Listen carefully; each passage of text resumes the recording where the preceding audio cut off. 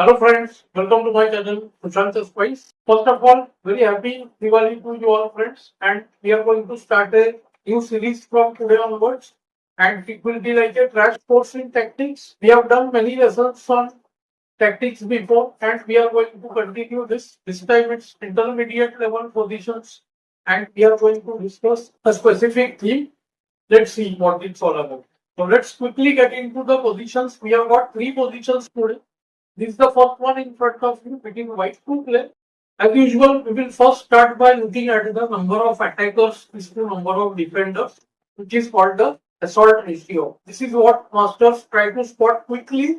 We will see that white has this queen, which is capable of attacking the knight, which is eyeing the f7, e8, and the f5 squares. Most importantly, the bishop covering the f8 square and the rook to some extent on the open file. So these are some important factors here, and the only defender in form of this knight means three extra attackers from the king, and the black king also lacks space. So that itself tells the story that some combination is lurking around. So this thing that I have taken today is blockade. Blockade of square. Blockade has three stages. We are discussing blockade of square today. And white of course starts with the move f5 check. I hope you must have seen this. So this must have come as some shock to black because he was not expecting anything catastrophic immediately. But see, after GF first point, queen g5 hits on the spot you see. So it means the only other option is to go king g8. These lessons we are also focusing on seeing the variations. So three purposes we have got: how to see the assault ratio, how to see the relationship between the pieces, how to identify the theme I told you, and we are going to look at lot of variations. Okay, small variations. Like here now, white found the strong move, queen h6, because he asked the right question. What is the weakness? g7 is weak. So the move comes queen h6, immediately exploiting that. You must have noted knight h6, g7 is just repeating of move. And also after queen h6, you see there are three defensive moves. One is pawn takes knight, and the other two are knight e8 and knight h5 respectively. Let's see one by one. If pawn takes knight, of course, rook g5 hits, and after knight e8, just rook takes c8, destroying the defender queen e8 to g7 match. We could have also done after nh5 what we do. Here comes the surprising move q g7 check. This we know is the typical nature of tactics. Whenever king lacks space, this sacrifice check is decisive. I have been telling this since last 2-3 years as you know. So 97 and 96 checkmates on the spot. Let's go to the second one. Mostly I try to take the positions in order of difficulty, but everyone may not feel the same. And sometimes I like to mix them up as well. Let's look at this position quickly. Again, white to play. Black king lacks space. There's only one place on g8. It doesn't look like a decisive position to many, but see lot of active pieces. Both rooks on the open file, knight eyeing the important e7 and the f6 square, and queen mainly occupying all these squares it's trying to attack. Here the first move is little tricky to find. White finds the move knight f6. One who is looking for a combination will definitely look at this. Here the key factors of the weakness for e8. Okay, e8 is weakness and king lacking space.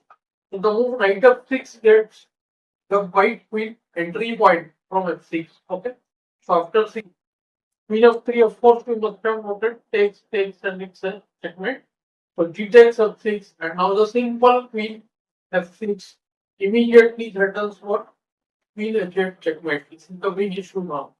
And to stop that, see, if king goes to g8, we have g8 checkmating instantly takes king move, and rook h8 on h8 movement. Black goes bh7, and now white has to be a bit careful. There are two choices here. One is queen h6, g8, g8, g8, and see, g8. This is also a mate, but in the game, white chose queen h8 check, bg8, and queen h6 checkmate. Typical pattern in this kind of positions. So this is also winning. Finally, let's look at the last position, which is somewhat more tricky, but none of these positions are too difficult.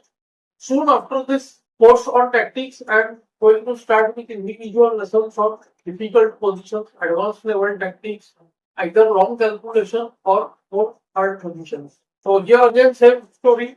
White king is alone. Lot of attackers, queen, knight, bishop, and to some extent this knight. You would be amazed to know that the mate happens with this knight in fact at the end. Queens are very few. So see queen wants to give check, black goes queen d4 check.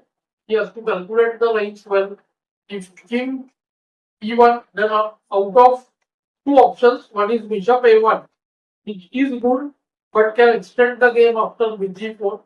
Black should choose the much stronger bishop c3 check, denying white much choices. Knight c3 forced, queen c3, q d2. See, everything is getting forced. Queen takes rook check, q d1. If bd1, then just we take f8 in turn. So q d1. After queen takes, bishop takes forced, otherwise knight e3 will be checked. Knight e3, rook moves, takes, take, and take on f8. And see, there is bishop at totally winning.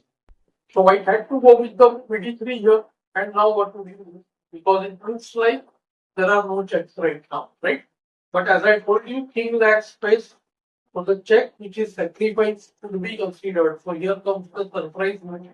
The c3 check. It's game over. First point, if knight takes, then queen e3 went on the spot. Secondly, if king goes to c1, then we just play e3 first. Even ba1 is considered by many. This is a bit stronger, perhaps takes check, king moves, and see here, queen e6 check. It's game over. Because now see, I have to play, white has to play with d5, and after which AB is winning. The knight on d6 f8 is also not well played. Plus, you can see the a1 rook is handy. Many would go for the ba1 here, which also I think is of course winning. So finally, here white played king e2, and what we do as planned. As I told you, see this king has only two places. It's safe on e2 and it has one place on f3. So these two squares are only available, and they can be guarded by this line.